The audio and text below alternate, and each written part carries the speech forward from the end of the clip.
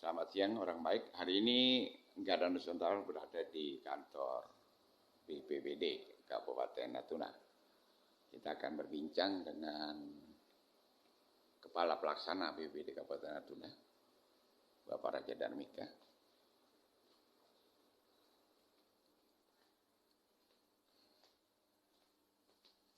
Ini adalah sebagian stok sembako yang standby di kantor ini. Baik orang baik di seluruh Indonesia dimanapun berada, kita akan berbincang sedikit suasana kantor Kepala Pelaksana Badan Penanggulangan Bencana Daerah Kabupaten Natuna. Dia lagi sibuk sebenarnya, tapi sudah meluangkan waktu untuk kita. Assalamualaikum Pak Raja Darmika. Waalaikumsalam. Salam tangguh. Salam tangguh. Ya. Kita ngobrol-ngobrol sebentar ya Pak, seputar bencana di Pulau Serasan, Kabupaten Natuna beberapa waktu lalu. Pak, ini sebelumnya ya, selamat karena sudah menyelesaikan misi Satuan Tugas Tanggap Darurat Bencana di Serasan. Dan sekarang sudah masuk ke tahap transisi ya, tahap rehabilitasi, rekonstruksi. Suara saya agak belibet nih Pak, maklum. Pak, ini selama terjadinya bencana kita coba review kilas balik ke belakang Pak. Begitu dengar ada bencana di Serasan, Bu, itu Pak, ya, apa sebenarnya yang terpikir di Bapak lah, selaku Kepala Pelaksana Badan Daerah? Terima kasih atas atensinya khususnya teman saya Ivan terkait dengan wawancara hari ini. Sebelumnya tadi mengucapkan selamat, saya rasa belum. Karena urusan penanganan bencana ini belum selesai. Oh, belum selesai. Ya. Karena masih dalam masa transisi menuju pemulihan.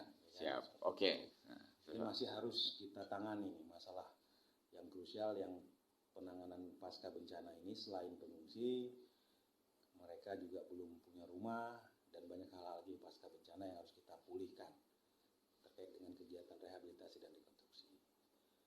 Nah, sekilas balik apa yang terpikirkan saat dikabari ada bencana di sana. Jadi di akhir Februari menuju awal Maret itu sudah banyak kejadian-kejadian bencana, baik itu yang ada di Pulau Bunguran dan juga ada di luar Pulau Bunguran. Ya.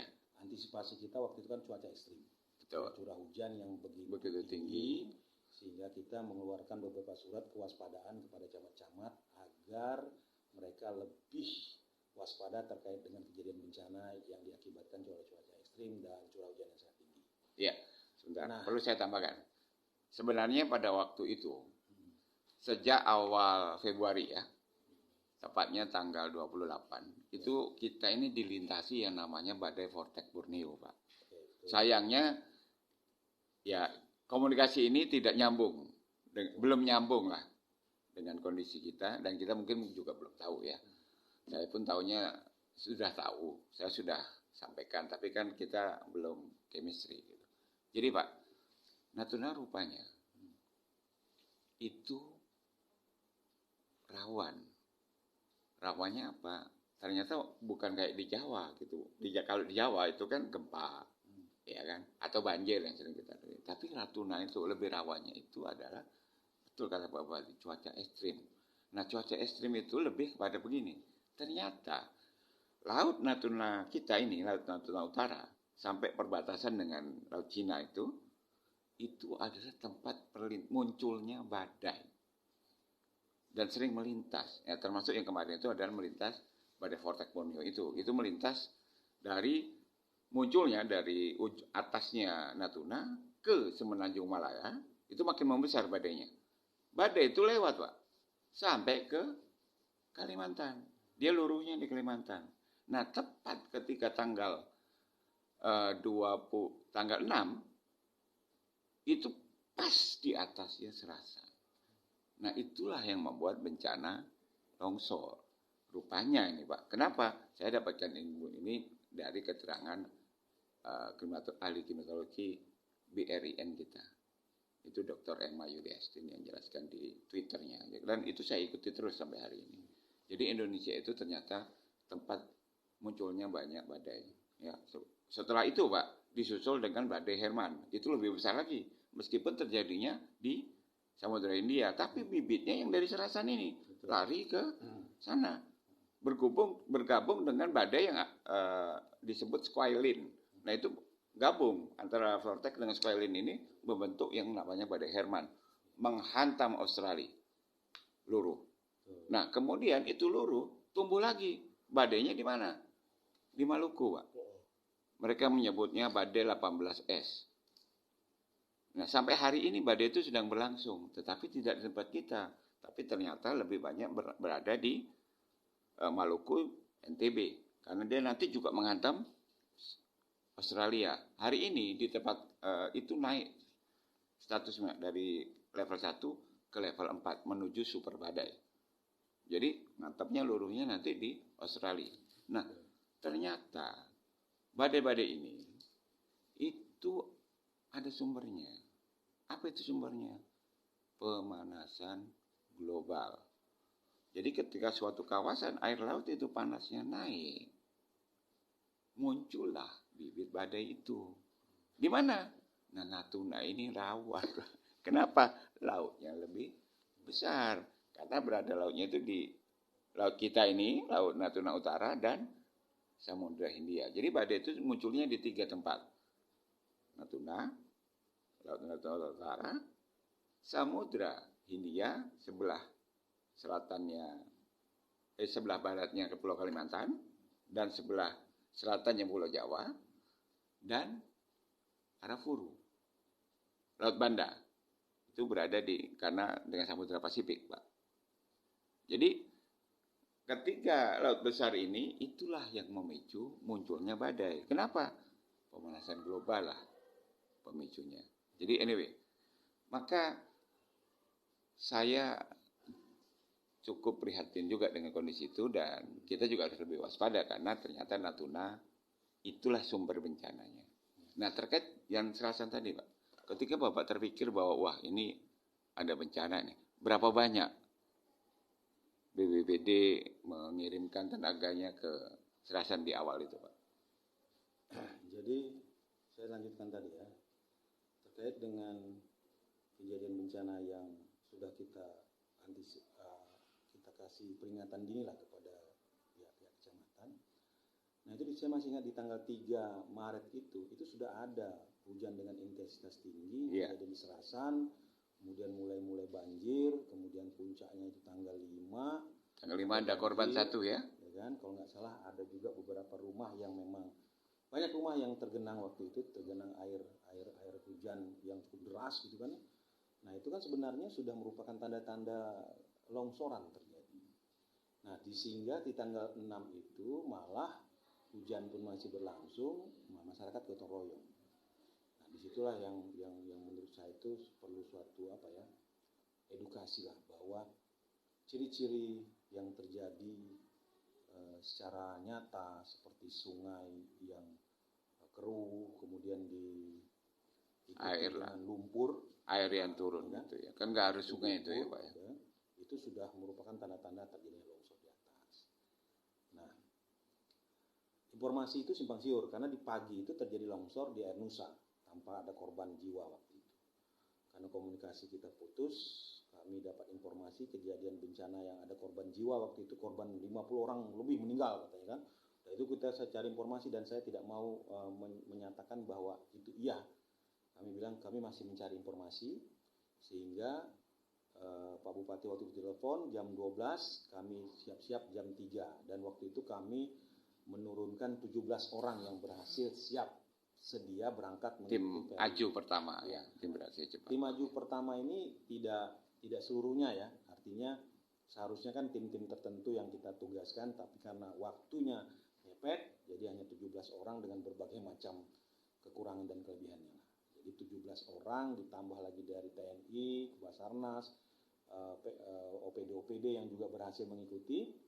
Nah itu ada total sekitar kalau nggak salah hampir 200-an lah ya. 200-an, kurang nggak sampai 200-an waktu itu. 100-an lah ya. 100 lebih. Ya, karena ada dua peri kan kita. Betul. Nah, hampir 200-an juga. Iya. Ya, dengan Kita kan gunakan Natuna Ya Perkasa. kan? Oke. Natuna Perkasa 100, salah seperti itu 100 lagi di Basarnasnya. Seperti itu. Sehingga waktu itu kita sampai, nah itu memang ada kepanikan lah ya, kepanikan karena ada orang meninggal. Sudah ditemukan mayat. Kalau nggak salah waktu itu ada sekitar 7 atau 6 gitu kan mayat yang sudah ditemukan berhasil Dievakuasi dalam kondisi meninggal di masjid itu kan. Kemudian yang luka-luka waktu itu. Jadi saya mengalami semacam ada psikologis juga gitu kan. Baru kali ini kita di Natuna menemukan orang meninggal dalam kondisi bencana. Udah pernah? Iya.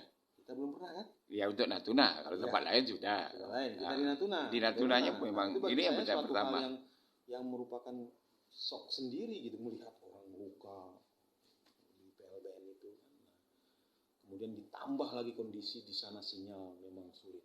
Tidak bisa kita mengatasi masalah untuk berkoordinasi dengan seseorang untuk menyelesaikan masalah itu karena komunikasi putus. Itu juga menjadi kendala ya di awal-awal bagaimana kita mungkin menyelesaikan suatu masalah, sehingga malam itu kita putuskan besok pagi mulai pencariannya, dan waktu malam itu kita hanya berkunjung-kunjung ke beberapa lokasi dan mengadakan rapat kecil lah terkait dengan besok mau ngapain saja. Yang jelas besok kita fokus kepada penanganan penyelamatan dan evakuasi korban. Seperti itu di tanggal 7-nya kan, seperti itu.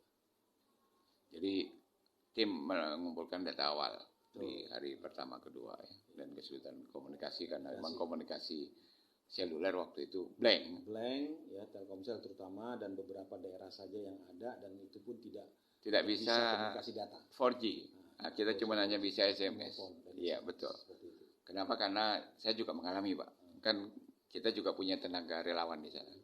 Mereka dari GB Ansor itu ada 24 orang. Mereka langsung bergerak. Dan satu orang yang saya minta untuk komunikasi cari sinyal untuk ngumpulin data kita. Jadi ternyata memang saya juga shock. Wah, kok korbannya ternyata banyak nih. Nggak cuma 7 gitu. Jadi awalnya kan 7. Ya, maksud kan saya 50 orang betul, karena mereka hilang, menghitung kan, 50 itu karena rumahnya, Pak. Jadi para relawan itu mengatakan rumahnya itu lebih, Pak. Kalau dihitung rumahnya 1 orang, 2 orang itu, ini yang longsor rumahnya lebih dari 20 orang, Pak. Pasti 50 orang lewat. Kami juga ngumpulin dari data-data masyarakat ya. Artinya nama-nama siapa saja yang tidak ada di masyarakat itu. Mereka kerjasama dengan RT Lurah setempat. Meskipun Pak Lurahnya ternyata, Pak Kadesnya ternyata menjadi korban ya. Jadi dari Pak RT, dari RW itu kita kumpulkan, Pak. Itu memang di hari kedua ya.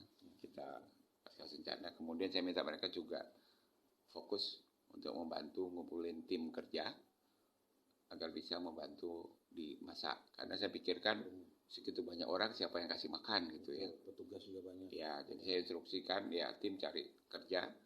Totalnya 20 orang dan mereka tuh masuk ke dalam dapur umum yang dibentuk segera ya. Pak, anyway lah setelah kegiatan itu. Dari pengalaman ini Pak, kita belajar apa? Ya kan? Dari kekurangannya apa? Apa yang Bapak rasakan soal itu?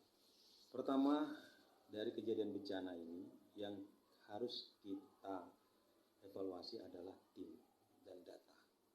Ya.